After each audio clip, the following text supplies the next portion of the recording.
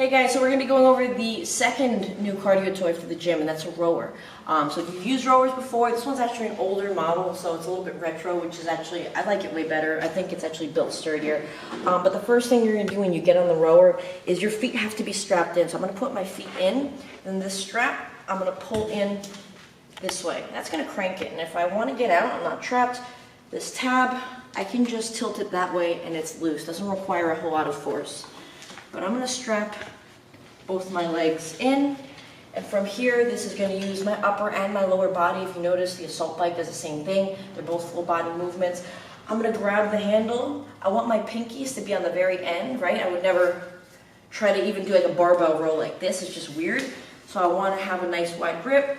Proud chest the whole time. Chest is out. Again, we would never pick up a weight this way. We don't want to do cardio this way. Chest out the whole time. When you guys do this, remember, 99.99% of the power is coming from the legs. So if you feel like your arms are on fire and dying, use your legs more. But you're going to press out with your legs, then you're going to extend your hips, and then you're going to row with your arms. It's a sequence. And then you're going to go back in. Notice the fan is going, right?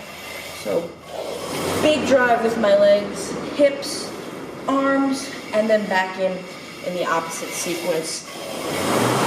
And then once I start to take the roboticness out of it, you can see that it's one smooth movement the whole time.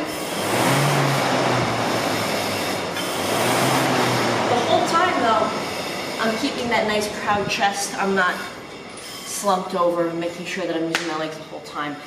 The monitor on this, the only downside of it is the monitor on this is having some connectivity issues. It doesn't really matter a whole lot. We're never going to tell you guys to warm up, you know, tracking the meters or the calories or the stroke rates. It's really not relevant to the way we train. It's really just to get your heart rate up and let you get some cardio in. So realize that it doesn't actually really turn on, but it doesn't affect the functionality of the unit. It's still a really good rower. I've used it in my workouts. If you have any questions on how to use the rower, you want to go over form and break it down a little bit more, because it is a little bit more technical than people think, let me know. But feel free to ask us any questions on any of the new goodies that we have in the gym.